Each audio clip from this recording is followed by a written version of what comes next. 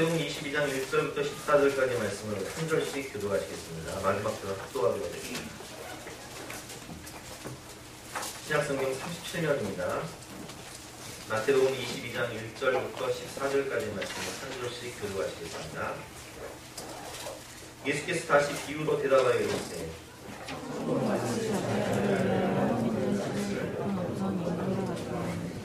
그 종들을 보내어 그 청한 사람들을 혼인잔치에 오라 하였더니 오기를 싫어하거늘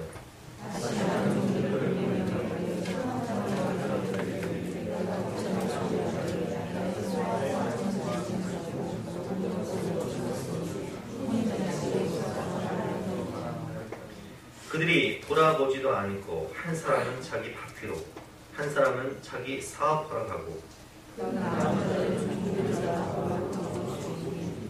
임금이 노하여 군대를 보내어 그 사면한 자들을 진멸하고 그 동네를 불사르고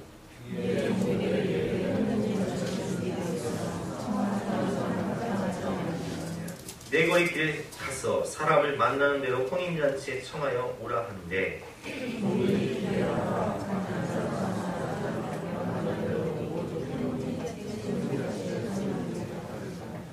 임금이 손님들을 보러 들어올세 거기서 예복을 입지 않은 한 사람을 보고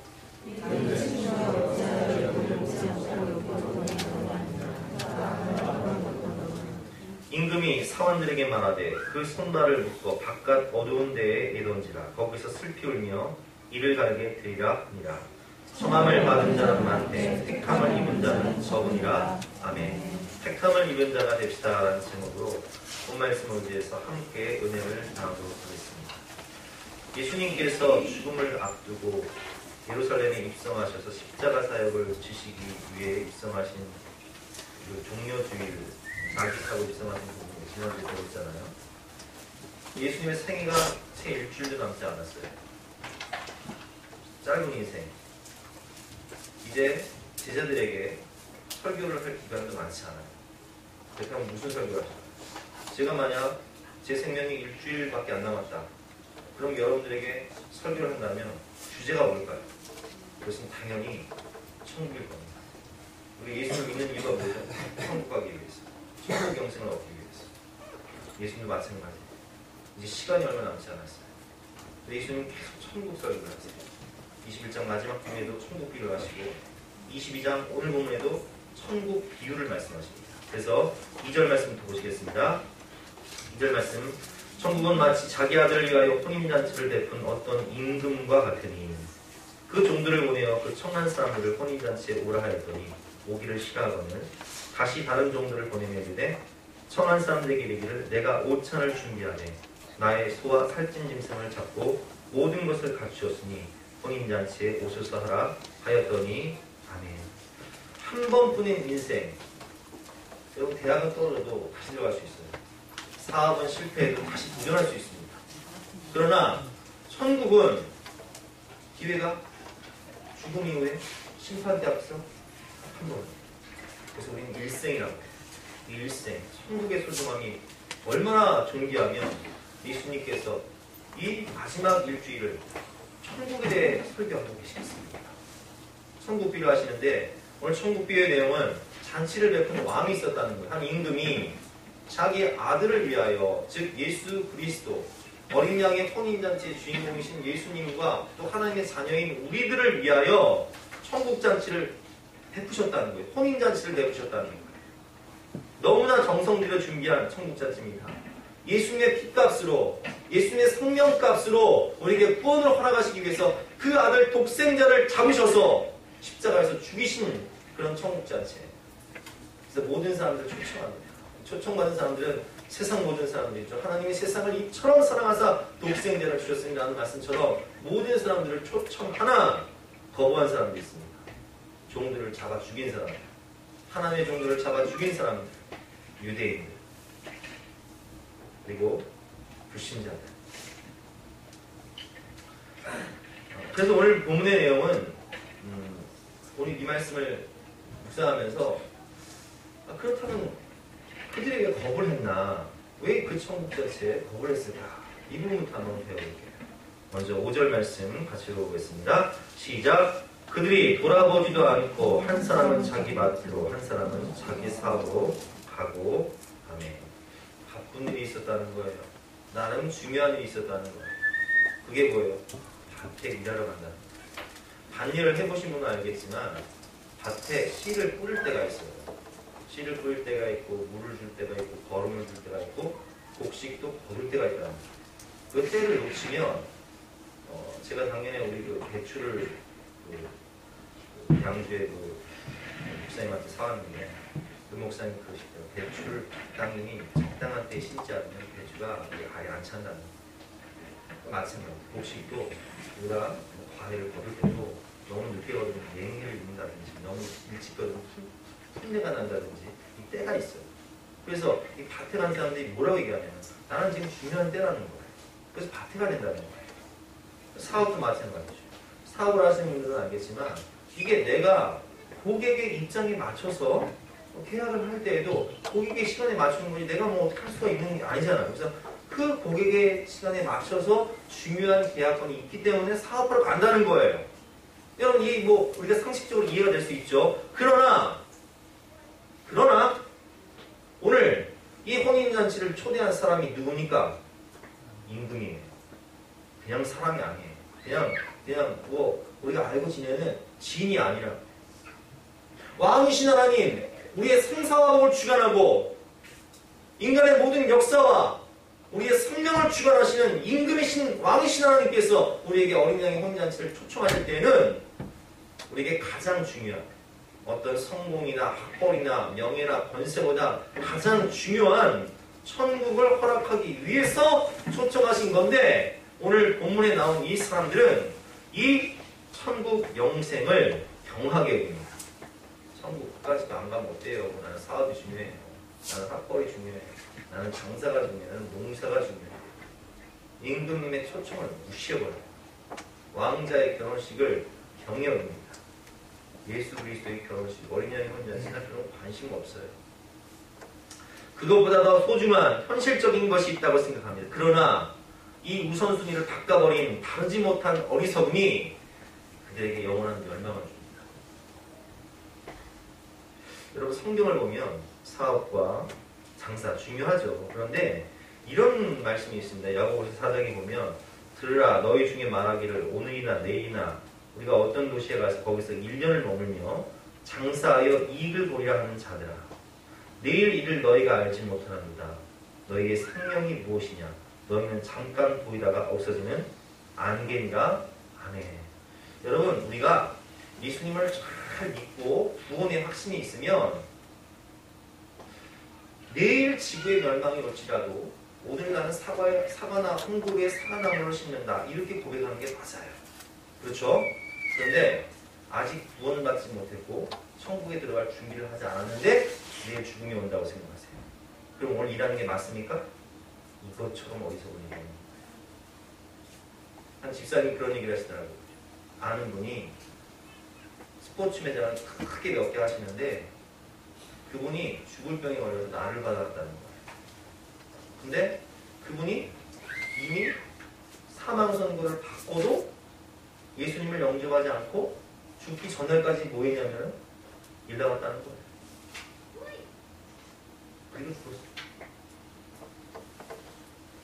이것처럼 어리석은 일이 있습니다. 여러분 스티븐 잡스가 애플을 창업하고 아이폰을 만들었어요. 어마어마한 돈을 벌었죠. 근데 스티븐 잡스가 죽고 나서 제가 얼마 있다 뉴스를 보니까 이런 기사가 떴더라고요.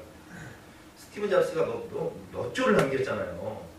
근데 그 부인이 연하의 애인과 미럴 여행을 떠난 것을 다 기자들이 발견해서 사진을 다 올립니다. 성경에 그게 나오더라고요. 마태복음, 누가복음 12장입니다. 또 비유로 그들에게 말하여 이르시되 한 부자가 그 밭에 소출이 풍성함에 심중에 생각하이르되 내가 곡식 쌓아둘 곳이 없으니 어찌할까 하고 또 이르되 내가 이렇게 하리라. 내 곡간을 헐고 더 크게 짓고 내 모든 곡식과 물건을 거기 쌓아두리라. 또 내가 내 영혼에게 이르되 영혼아 너로에 쓸 물건을 많이 쌓아뒀으니 평안히 쉬고 먹고 마시고 즐거워하자 하리라 하되 하나님이 이르시되 어리석은 자여 오늘 밤에 내 영혼을 도로 찾으리니 그러면 내 준비한 것이 누구의 것이 되겠느냐 하셨으니 아멘. 너 그렇게 죽자고 이래봐라. 너 죽으면 그게 누구 거 되는 줄 아냐? 그럼 스티븐 잡스의 그 돈이 누구게 됐다고요? 부인의 연하 애인이 그 돈 갖고 즐기고 가는 거. 아이고 주여. 여러분 열심히 일하지 말라는 거 아니에요. 열심히 공부하지 말라는 거 아니에요. 공부도 하고 일도 하고 사업도 하고 농사도 져야죠. 그러나 우선순위가 있어요. 천국에 갈 준비를 하셨습니까? 오늘 주님이 나를 부르시면 구원의 확신이 있습니까? 이 확신도 없이 물질과 명예와 학벌과 권세에 따라서 가고 있다면 오늘 주님이 이 생명 오늘 내가 거둬가리라. 인생 끝내고 소풍 끝내고 이제 집으로 돌아와라. 컴백홈 하면 그 심판대 앞에서 구원의 확신이 있으십니까? 우리는 이 부분을 깊게 생각해야 돼요. 근데 오늘 농사하러 간 사람들, 사업하러 간 사람들은 이 우선순위의 문제를 해결하지 않고 천국을 경히 여기고 왕의 초청을 무시하고 심지어는 6절 말씀에 보면 이 왕이 보낸 종들을 잡아 죽이기까지 한 사람들이 있습니다. 하나님을 무시하며 살면서 죽도록 고생하고 천국을 얻지 못하는 어리석은 사람도 있었지만 심지어는 왕의 초청뿐 아니라 왕의 인격과 권위까지 멸시하고 능멸한 사람들이 있었으니 그 말씀이 오늘 본문 6절 말씀에 나와 있습니다. 같이 읽어보겠습니다. 시작. 그 남은 자들은 종들을 잡아 모욕하고 죽이니. 아니 결혼식에 초청한 종들을 뭔 죄가 있다고 그 종들까지 잡아 죽입니까? 그렇죠. 안 가는구만. 근데 이것이 천국의 문제이기 때문에 그런 거예요. 여러분 왜 예수님의 복음을 전한 사람들을 모슬렘들이 잡아 죽일까요? 공산주의자들이 왜 예수 믿는 사람들을 복음 전하는 자들을 잡아 죽일까요? 왜 중국에서 선교사들을 추방할까요? 왜 예수 그리스도를 유대인들은 십자가에 못 박아 죽일까요? 이 천국 비유이기 때문에 천국에 대한 아주 중요한 문제가 걸려있기 때문에 유대인들은 예수님을 십자가에 못 박아 죽였고요. 선지자들을 다 죽였고요.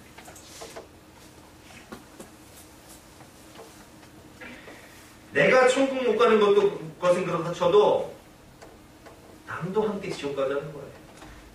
그래서 어떤 사람들은 이 인본주의자들은 말하기를 하나님이 어딨냐? 인간이 진화된 존재지. 인간이 만든 게 하나님이지. 내 주먹을 믿고 살아. 하나님은 없으니 마음껏 죄를 저지러라. 동성애를 하든 마약을 하든 외도를 하든 간통을 하든 당신 마음이 이끄는 대로 살라는 거예요.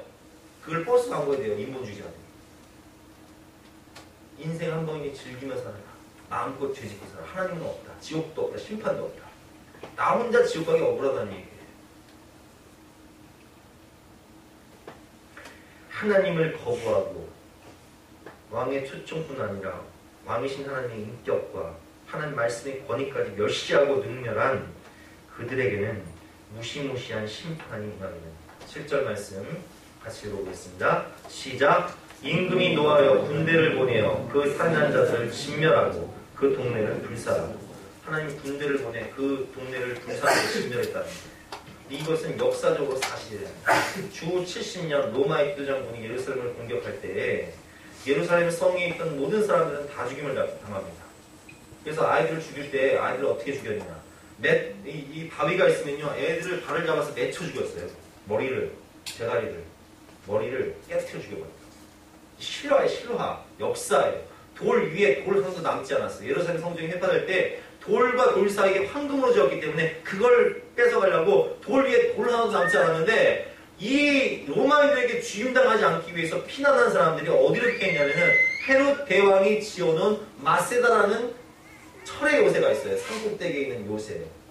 우물을 파고 곡식을 쌓아두고 3년 이상을 버틸 수 있는 그 요새에 도망을 갔는데 로마 병사들이 그 마세다 요새를 정복하기 위해서 토성을 쌓아서 그 산 높이에 토성을 쌓아서 그들을 공격하러 갔더니 이방인들에게 죽을 수 없다. 그래서 그들이 먼저 어린아이와 부녀자들을 다 죽이고 남자들이 서로를 죽인 다음에 자기를 먹었어요. 역사입니다. 역사 여러분. 그리고 유대인들이 1900년 동안 나라가 없이 흩어진 상황 가운데 고통을 당했죠. 왜 그래요? 예수님을 죽였기 때문에. 7절 말씀 다시 읽어보겠습니다. 시작. 임금이 노하여 군대를 보내어 그 살인한 자들을 진멸하고 그 동네를 불사하라. 유럽에 자유주의 신학이 불면서 신은 없다. 인간이 왕이다. 인간의 유토피아를 건설하자. 르네상스, 문예의 붐, 자유주의 신학. 이 결과가 뭔지 아세요? 1, 2차 세계대전. 인간이 왕이 된 세상. 유토피아를 건설하기 위해 사상과 철학이 바뀌다 보니까 민족주의가 대결하다 보니까 1, 2차 세계대전이 일어났어요. 어떤 결과가 일어났을까? 7절 다시 한번 읽어보겠습니다. 시작. 임금이 노하여 군대를 보내어 그 살해한 자들을 진멸하고 그 동네를 불사하고. 철저히 모든 민족이 멸망당합니다. 고통당합니다. 죽임당합니다. 이것이 왜 그럴까요? 하나님을 거부한 거절한 대가예요. 여러분 거절감이라고 아시죠? 여기 계신 분들은 다 거절감을 당해보셨어요. 내가 누군가를 사랑해서 프로포즈를 준비했어요. 마침 꽃다발 선물을 다 준비했어. 선물을 했는데 거절당했다고 생각해보세요.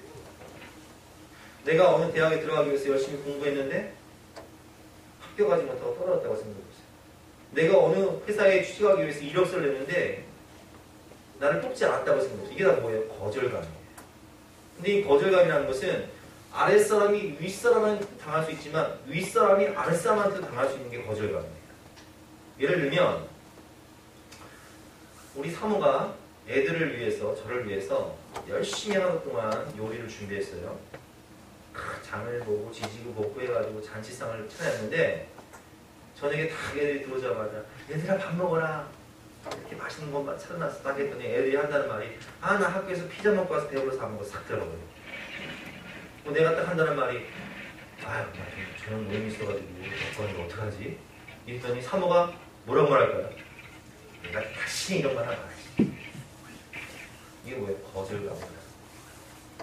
근데 오늘 이 왕이 잔치를 어떻게 준비합니까?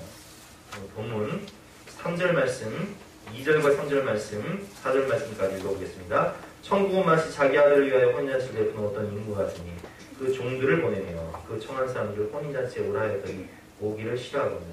다른 종들을 보내며 이르되 청한 사람들에게 이르기를 내가 오창을 준비하되 나의 소와 살찐 짐승을 잡고 뭘 잡았다고요? 소를 잡았어요. 그리고 살찐 짐승 다 잡았어요. 여러분 소 잡는 게 쉬운 게 아닙니다. 잔치를 벌이기 위해서 소를 잡았다고요. 살찐 짐승 다 잡았다고요. 그리고 이 연회성을 다 준비를 하고 카페트를 깔고 초청한 사람들을 위해서 왕은요 뭘까지 주면 예복까지 준비하는 게 관례였어요. 모든 사람들이 연회에 참석할 수 있도록 좋은 옷을 준비해요. 예복을 준비해요. 그런데 왔어요? 안 왔어요? 안 왔어요. 하나님이 우리를 위해 예비하신 천국 잔치에 준비하신 살찐 짐승이 뭘까요? 우리가 구원받을 수 있도록 희생 제물이 되신 분이 누구십니까? 예수 그리스도 독생자 아들.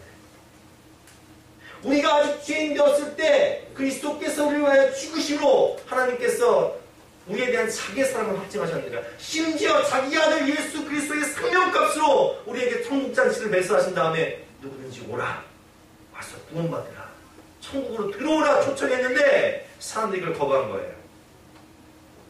그러니 하나님의 거절감이 얼마나 대단했겠습니까?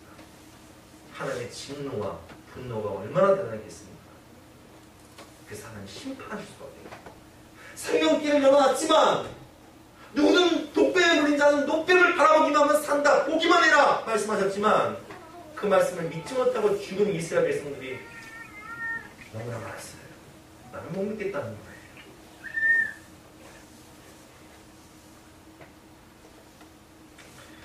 여러분 사람은요 이거 어리석어서 매를 맞아야 깨달아요. 나는 우리 애들 보면서 느끼는 게 좋은 말을 하면 들으면 얼마나 좋아요. 뭐 우리 애들만 모르겠어요. 다 마찬가지겠죠. 꼭 소리를 지르고 매를 들고 협박을 하고 해야 편히 신용을 해. 가끔은 그런 경우가 있어요. 내가 가보니까 길이 막혔어. 그러니까 이 길이 아니구나. 사람들한테 성경에 보니까 그게 길이 아니라고 하니까 가지 마세요 하면은 사람들이 안 가면 좋잖아요. 가. 그리고 이거 길이 아니었네. 어떤 경우는 하나님의 말씀을 통해서 그 길로 가면 사망길이니까 하나님께서 때리십니다. 맞습니다. 가지 마세요 하면 안 하면 좋잖아요. 꼭 그 죄를 지어? 가서 맞고 와? 여러분, 제가 목사기 때문에 이 설교 단상에서 이렇게 친절하게 좋은 말을 말씀드리지 않습니까? 그렇죠? 좋은 말로 설교 말씀을 통해서, 성경 말씀을 통해서 친절하게 말씀드릴 때 매 맞기 전에, 고통 당하기 전에 하나님 말씀에 순종 잘합시다. 겪어보고 그 수치와 멸시와 고통을 겪어보고 돌아오지 마세요. 여러분, 그렇다면 누가 구원을 받을 수 있을까요? 우리가 그걸 배워볼 텐데요. 누구든지 예수를 믿으면 구원을 받습니다. 자, 우리 한번 따라해볼까요? 누구든지 예수 믿으면 구원 받습니다. 우리 그 윗집에 사는 할아버지가 계세요. 그 할아버지는 옛날에 어렸을 때 교회를 다녔는데 지금은 교회 안 다니시거든요. 맨날 우리 집 앞에서 담배 피시고 뭐 그러시는 분인데, 제가 교회 갔다 오면, 새벽에 교회 갔다 오면 맨날 이래요. 아이고, 하나님 만나거나 보네? 하나님이 세상을 이처럼 사랑하자 독생자를 주셨으니 누구든지 예수 믿으면 멸망하지 않고 영생을 얻으리로다. 요한복음 3장 16절. 그 다음에 뭐 한다면 장세기 출애굽기 레위기 민수기 신명기 지하를. 아이고, 여러분 어렸을 때 교회 다니는 분들 이거 다 알아요. 하나님이 세상을 이처럼 사랑하사 독생자를 주셨으니 누구든지 예수 믿으면 멸망하지 않고 영생을 얻으리로다. 복음을 거부한 사람, 의대인들이 거부하고 공산주의자들이 거부하고 불신자들이 거부하자 이 복음이 누구에게 갑니까? 이방인에게 가잖아요. 그래서 오늘 이 왕은요, 네이버리 사벌에 가서 누구든지 데리고 오라는 거예요. 8절과 9절 말씀 읽어보겠습니다. 시작. 이에 종들에게 이르되 혼인잔치는 준비되었으나 청한 사람들은 합당하지 아니하니 내 길에 서서 사람을 만나는 대로 혼인잔치에 청하여 오라 한대. 우리 하나님의 천성은요, 차별이 없어요. 유대인이나 헬라인이나 차별이 없는가. 그가 배웠든 못 배웠든 집안이 잘났든 못났든 인물이 잘생겼든 못생겼든 재산이 얼마든 뭐 신분이 뭐든 노숙자든 뭐든 상관이 없어요. 누구든지 예수 믿으면 구원을 받는다. 일본의 성자요, 일본의 사도 바울이라 일컬어지는 가가와 도요히코라는 사람이었습니다. 이 사람은 어머니가 술집 기생이었어요. 아버지는 고베 시장이었습니다. 이 아버지가 본처를 두고 술집 기생이었던 이 어머니를 자신의 첩으로 들여서 낳은 아들이 가가와 도요히코예요. 기생의 아들, 첩의 아들이죠. 근데 어머니가 일찍 돌아가시고 자신의 유일한 보호자였던 아버지도 돌아가시자 이 아버지의 본처 집에서 자라요. 그러니 이 아들을 볼 때마다 이 첩의 아들을 볼 때마다 이 기생의 아들을 볼 때마다 이 본처가 뭐라고 얘기했겠어요? 기생이라는 첩의 아들 편하지 말아야 될 것이지. 이렇게 막 멸시했단 말이에요. 근데 그가 12살 때 복음을 전하는 예수 전도한 사람들이 막 옛날에 우리 북치구 전도했잖아요. 북치구 전도하면서 누구든지 예수를 믿으면 하나님의 자녀가 됩니다. 이런 복음을 전하는 거예요. 그러니까 이 사람이, 이 가가와 도요히코가 놀라고 귀가 확 열린 거예요. 나는 맨날 기생의 아들, 첩의 아들이라고 놀림받고 무시당하고 사는데 내가 예수를 믿으면 하나님 자녀가 될 수 있단 말입니까? 이렇게 물으니까 전도자들이 이렇게 얘기하는 거예요. 영접하는 자, 곧 그 이름을 믿는 자들은 하나님의 자녀가 되는 권세를 주신다고 하나님이 약속하셨습니다. 누구든지 목마르거든 내게로 와서 마셔라. 나를 믿는 자는 성경의 이름같이 그 배에서 생수의 강이 흘러나오리라. 그는 예수님을 영접하고 하나님 자녀의 권세를 얻고 사람들이 부르면 이렇게 대답했습니다. 나는 이생의 아들도 아니요 초의 아들도 아니요 나는 하나님의 자녀입니다. 그런 후에 목사가 되어서 일본 빈민선교의 아버지가 되어 일본의 사도 바울이라 일컬어지고 가장 위대한 성자라고 일컬어지는 위대한 사람입니다. 여러분, 주님께서는 말씀하십니다. 누구든지 병든 자든 슬픈 자든 가난한 자든 못 배운 자든 노숙자든 상관없다. 내 거리에 가서 누구든 초청해라. 응하기만 하면 그는 천국에 들어갈 것이다. 두 번째로 악한 자나 선한 자나 초청에 응한 자는 다 데려오라는 거예요. 10절 말씀 같이 읽어보겠습니다. 시작. 종들이 길에 나가 악한 자나 선한 자나 만나는 대로 모두 데려오니 혼인잔치에 손님들이 가득한 자. 악한 자도요? 악한 자도요. 우리 김용희 선교사님이라는 분이 계십니다. 5명의 자녀를 다 선교사로 보냈어요. 복음의 열정, 복음 기도 동맹을 만들고 복음 학교를 신설하고 많은 영혼들에게 복음을 일깨우는 위대한 사역자죠. 근데 그분은 아버지가 노점을 운영했어요. 술집, 기생들. 어렸을 때 맨날 보고 자란 게 아버지가 기생 끼고 술 먹고 밤새도록 음란한 짓 하면서 술 취하는 아들한테 찾아와서 엽총 가지고 죽이겠다고 협박하고 불 쏴버리겠다고 이런 삶을 살았단 말이에요. 내가 아버지가 솔직히 망하고 일찍 죽게 됩니다. 빚더미 하나 지나고 그가 살던 동네는 사창가였어요. 사창가 뒷골목에서 깡패로 살면서 뭔가 더럽고 악한 삶을 살던 그가 예수님을 영접합니다. 그리고 변화가 됩니다. 세리였던 마태가 예수님을 믿고 변화가 됩니다. 가늠하다 현장에서 붙잡힌 여인이 예수님의 제자가 되죠. 오늘 주님께서 말씀하십니다. 악한 자들, 선한 자들 누구든지 데려오라. 예수님 오른편 강도에 십자가에 못 박힐 때 오른편 강도는 그냥 강도가 아니에요. 평생 도적질을 하면서 살인을 하고 사람들의 물건을 빼앗던 사람이었어요. 근데 그가 주님께 이렇게 고백합니다. 주님 나라 임하실 때 이 죄인을 기억해달라. 주님께서 뭐라고 말씀하시죠? 오늘 내가 나와 함께 낙원에 있으리라. 아멘. 누구든지 병든 자도 슬픈 자도 죄에 빠져 헤매는 자도 수고하고 무거운 짐진 자도 다 내게로 오라. 내가 너희를 쉬게 하리라. 누구든지 목마르든 내게로 와서 마시라. 생수의 강을 너에게 부어주리라. 주님께서 말씀하십니다. 빌립보 감옥의 간수는 죽을 수밖에 없는 상황 가운데 사도 바울에게 묻습니다. 내가 어떻게 해야 구원을 받으리까? 주 예수를 믿으라. 그러면 너와 내 집이 구원을 받으리라.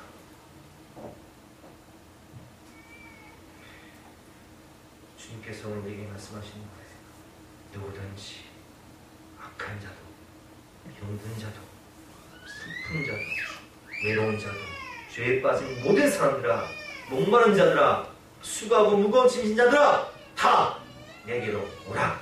내가 너를 취하리라. 함께 주님의 이 말씀을 생각하면서 찬양하고 고백하겠습니다.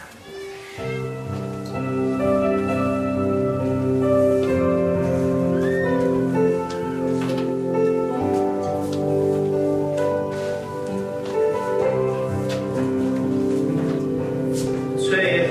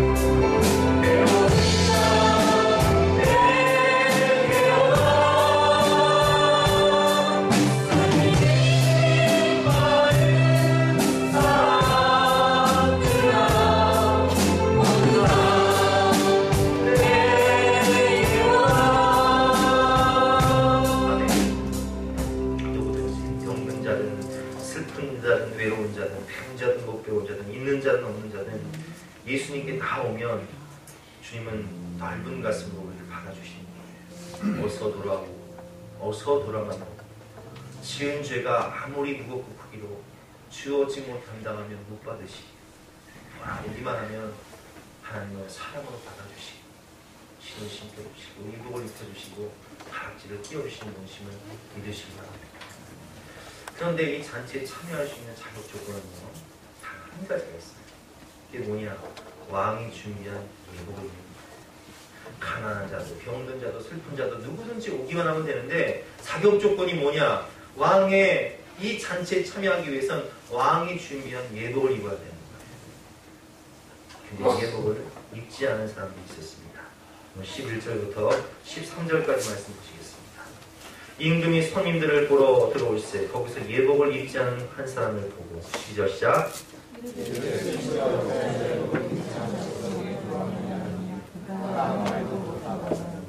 13절 읽어보겠습니다. 시작 임금이 사람들에게 말하되 그 손발을 묶어 바깥 어두운 데어 내던지라 거기서 슬피 울며 이를 갈대 드리라 하니라. 아멘. 여러분 예복이 의미하는 게 뭘까요? 교회를 다닌다고 다 구원받는 게 아니에요. 직분을 받았다고 다 구원받는 게 아닙니다. 천국 문에 딱 가서 심판대 앞에서 내가 너를 천국에 들여보내야 될 이유가 뭐냐라고 하나님께서 물으실 때 주님 제가 예수랑 교회에서 먹은 밥그릇이 얼마입니까? 제 짬밥이 얼마입니까? 이렇게 대답한다고 천국 들어간 게 아니에요. 제가 직분이 집사인데요. 집사라고 천국 들어간 거 아니에요. 제가 신앙생활 20년 했는데요. 20년 했다고 예복이 있는 거 아니에요. 그럼 도대체 이 예복이 뭡니까? 이 예복이 의미하는 게 뭘까요? 그것은 바로 이게 기준을 잘 알아야 되는데요. 천국의 기준은 내 기준이 아니에요. 왜 이 사람들이 예복을 안 입었을까 한번 생각해 보세요. 왜 안 입었을까요? 내 의복을 보니까 나름 괜찮아. 깨끗하고 비싼 옷이야. 준수해. 파티에 들어가기 부족함이 없어. 그래서 제가 복음을 전할 때 여러분 많은 경험해 보셨을 거예요. 예수님을 믿기가 어려운 사람들이 누구냐? 굉장히 선하게 사는 사람들, 굉장히 정직하게 사는 사람들, 굉장히 성실하게 사는 사람들. 그러니까 이런 사람들은 자기 의가 있어. 그래서 회개하다 보면 저는 뭐 특별히 잘못한 게 없는데요. 저는 특별히 죄진 것도 없는데요. 저는 간음도 안 했는데요. 저는 뭐 도박한 적도 없는데요. 저는 열심히 공부했고 열심히 살았는데요. 그래서 이렇게 말하는 분들 계세요. 오늘 밤이라도 하나님께서 당신을 부르실 때 당신이 천국에 들어갈 수 있는 근거가 무엇입니까? 라고 말하면 저는 나름대로 열심히 살았고 진실하게 살았고 성실하게 살았다는 거예요. 근데 여러분 그 기준이 누구 기준입니까? 자기 기준이에요. 그럼 여러분 오디션 프로그램 볼 때 요즘 오디션 프로그램 많이 하잖아요. 음악을 열심히 한 우리 아이들이 그 오디션 프로그램 볼 때 기준이 심사위원이 제시한 기준이 있죠. 그 심사위원의 기준이 정답입니까? 자기 기준이 정답입니까? 심사위원이 제시한 기준이 정답이죠. 천국에는 내 기준으로 들어갈 수가 없는 거예요. 마태복음 5장 20절 말씀입니다. 내가 너희에게 이르노니 너희 의가 서기관과 바리새인보다 낫지 아니하면 결코 천국에 들어가지 못하리라. 그러면 서기관과 바리새인보다 더 높은 의가 무엇입니까? 21절부터 22절까지 말씀을 보면 옛사람에게 말하는 바 살인하지 말라. 누구든지 살인하면 심판을 받게 되리라 하였다는 것을 너희가 들었으나 여러분 살인한 적 없으시잖아요. 근데 하나님의 기준은 뭐냐? 나는 너희에게 이르노니 형제에게 노하는 자마다 심판을 받게 되고 오늘 아침에 부부싸움하고 오신 분들 큰일 났습니다. 애들한테 화내고 오신 분들 노하는 자마다 다 어떻게 된다고요? 심판을 받게 되고 형제에 대하여 라가라 하는 자는 공예. 여기 라가라는 뜻은 다오라 뜻이에요. 이 바보야. 우리 애들 다 지옥 가게 생겼어. 바보야. 이 미련한 놈아. 이 미련한 놈이라 하는 자는 어디 들어간다고요? 지옥불에 들어간대요. 자, 이 기준으로 봅시다. 천국에 들어갈 수 있는 사람이 있습니까? 없습니까? 또 하나님께서 말씀하십니다. 우리는 가늠, 나는 바람 핀 적 없는데, 난 외도한 적 없는데 이렇게 말씀하신 걸 들어보세요. 이 7절 말씀, 또 가늠하지 말라 하였다는 것을 너희가 들었으나 나는 너희에게 이르노니 음욕을 품고 여자를 보는 자마다 이미 가늠하였느니라. 마음으로 음욕을 품고 여자를 보는 자마다 이미 뭐 했다고요? 가늠한 거다. 니네가 정말 천국 들어가고 싶냐? 눈이 범죄하거든 눈을 뽑아버리고, 손이 범죄하거든 손을 잘라버리고, 발이 범죄하거든 발을 잘라버리고, 이 머리와 생각이 범죄하거든 머리를 잘라버리고 천국 들어가버린다. 이 기준을 보면 우리 몸에 남아날 게 있습니까? 없습니까? 없어요. 이게 하나님 기준이에요. 너희 의가 서기관과 바리새인보다 낫지 않으면 결단코 천국에 들어가지 못한다. 여러분의 정직이, 성실이 기준이 아니에요. 내가 기준이 아니에요. 그럼 어떻게 천국 들어갑니까? 예복을 입어야 돼요. 예복만 입는 거예요. 그렇다면 이 예복은 무엇일까요? 어떤 형제가 있었습니다. 부모님이 일찍 돌아가시고 형은 동생을 키우느라고 어렵게 돈을 벌어서 살면서 하나님을 만나 위로받고 예배 가운데 은혜받고 동생을 위해 기도하면서 성실하게 진실하게 살아가며 찬양단 봉사도 하고 교회 봉사도 하며 동생의 믿음을 위해 인생을 위해 헌신하는 형이었어요. 근데 이 동생은 형의 뜻과는 다르게 망나니 짓을 하면서 늘 술 취하고 친구들과 쌈박질하다 하고 나쁜 짓만 한다는 거예요. 어느 날 이 남북한 동생이 밤늦게 온몸에 피범벅이 돼서 집에 온 거예요. 형, 내가 술 취해서 싸우다 사람을 죽였어. 내가 살인자가 됐어. 형, 나 어떡하지?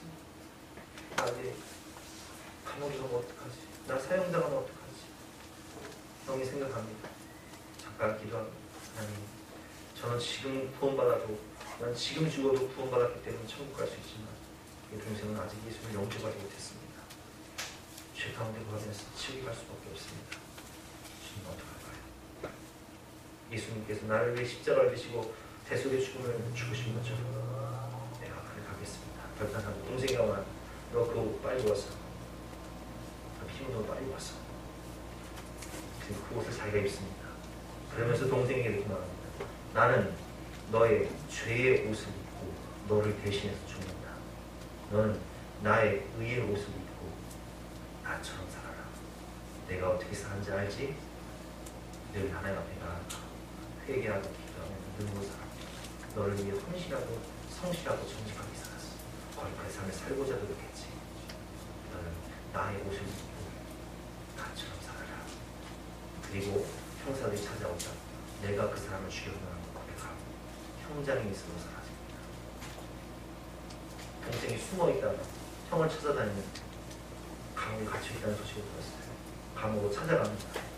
그런데 형이 형장에서 사라진 거예요.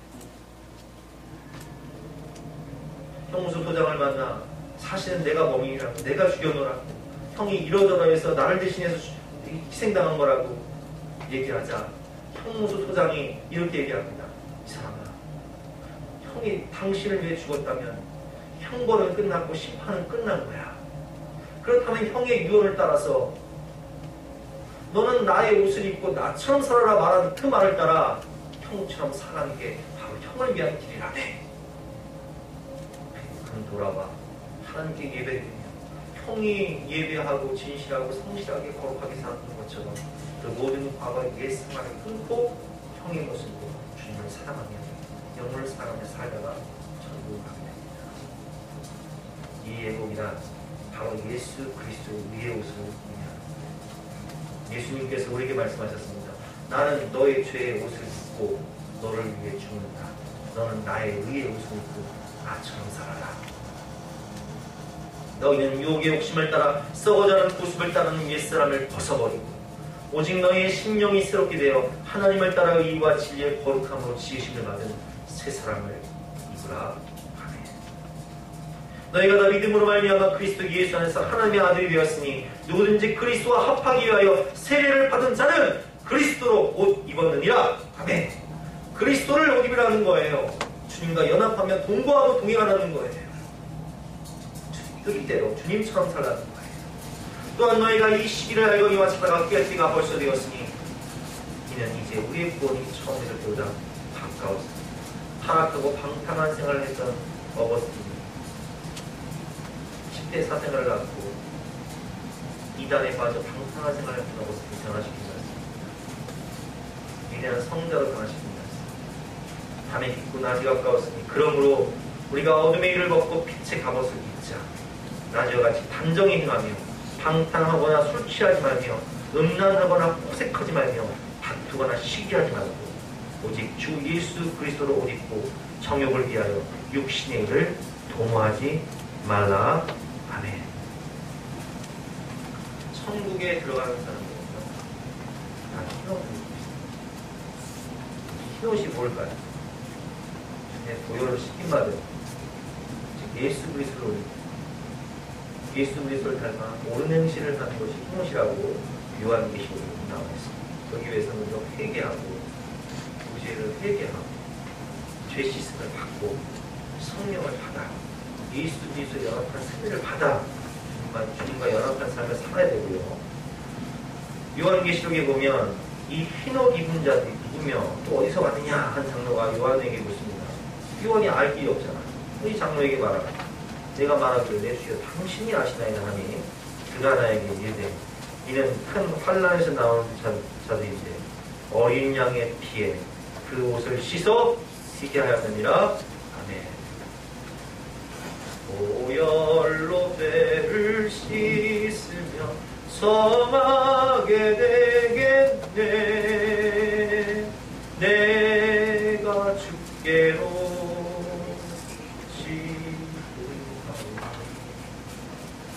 십자가의 보혈로 날 씻어주소서. 보혈로 씻김마다 죄사함을 예수 그리스도를 오니 예수님처럼 사랑하는 사람. 요한계시록 19장 8절 말씀입니다. 그에게 빛나고 깨끗한 세마포 옷을 입도록 허락하겠으니 이 세마포 옷은 성도들의 온 행실이로다 하더라. 아멘. 이 악하고 음란한 세계하고 우리나라 청소년들의 23.4%가 돈을 벌기 위해서는 무슨 수를 써도 괜찮다. 공성에 몸을 팔면 도박 사이트를 만들면 녹취를 하든 사기를 치든 돈을 벌기 위해서 무슨 수를 써도 괜찮다는 거예요. 이 악하고 음란한 세계. 주님께서 우리에게 말씀하십니다. 천국에 들어가고 싶어도 예복을 입어라. 그리스도의 의의 옷을 입어라. 예수님께서 말씀하십니다. 나는 너의 죄의 옷을 입고 너를 위해줍니다. 너는 나의 의의 옷을 입고 나처럼. 결론 말씀 14절 말씀이에요. 같이 한번 읽어보겠습니다. 14절 말씀 시작. 청함을 받은 자는 많되 택함을 입은 자는 적은다. 아멘. 교회에 다닌다고 다 구원받는 게 아니라고 말씀드렸습니다. 청함을 받은 자가 아니라 택함을 받은 자. 예수 그리스도의 의의 옷을 입고 예복을 입은 자만이 천국 잔치에 참여할 수가 있는 것입니다. 아무쪼록 저와 여러분은 오직 예수 그리스도를 못 입고 예수님의 마음과 예수님의 성품을 닮아가며 주님의 뜻을 따라 순종함으로 택함받은 자가 되어 천국 잔치에 참여하시는 저와 여러분 되시기를 주님의 이름으로 축원합니다. 한 사람도 실족하지 않고 우리 모두 천국에서 만나봅시다. 우리 함께 찬양하고 기도할 때 주님 나는 죄인입니다. 죄 때문에 심판받아 죽을 수밖에 없지만 예수님의 보혈을 힘입어 예수 그리스도를 옷 입고 택함받은 자가 되어 구원받게 하여 주시옵소서. 함께 찬양하고 기도하도록 하겠습니다.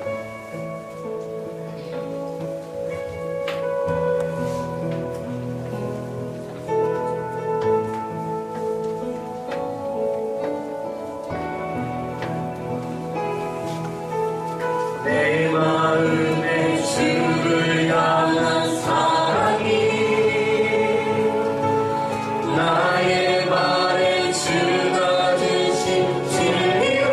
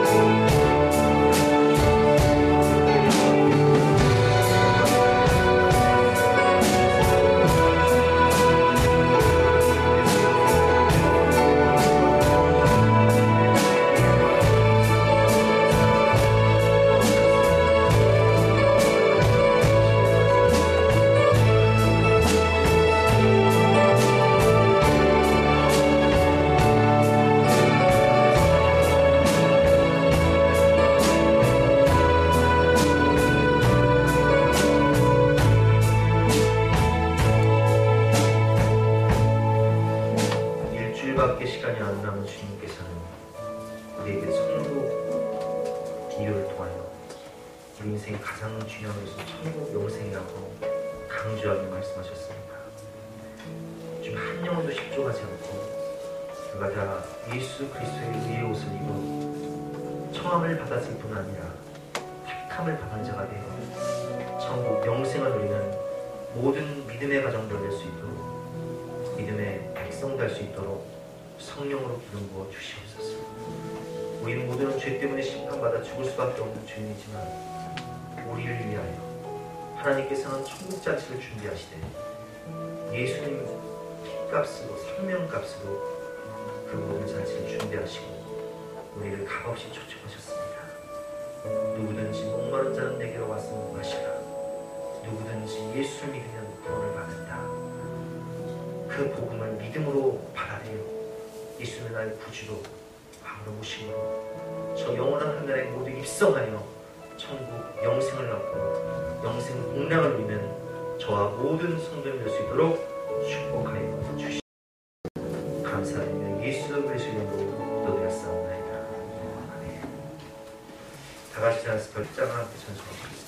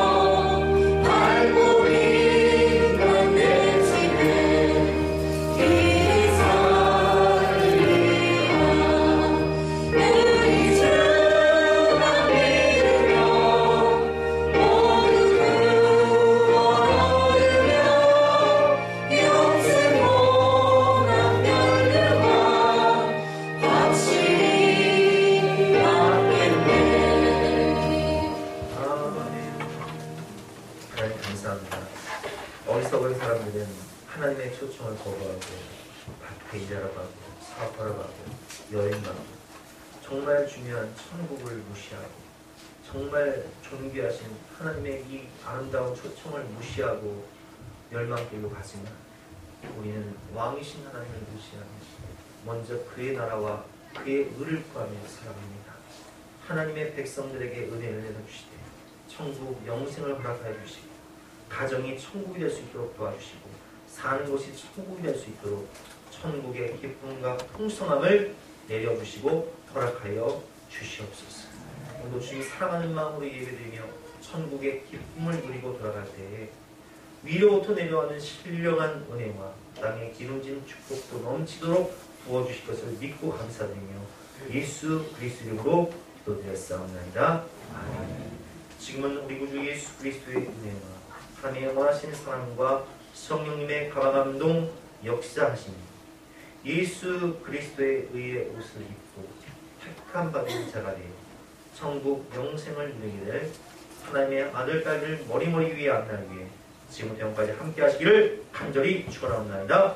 아멘.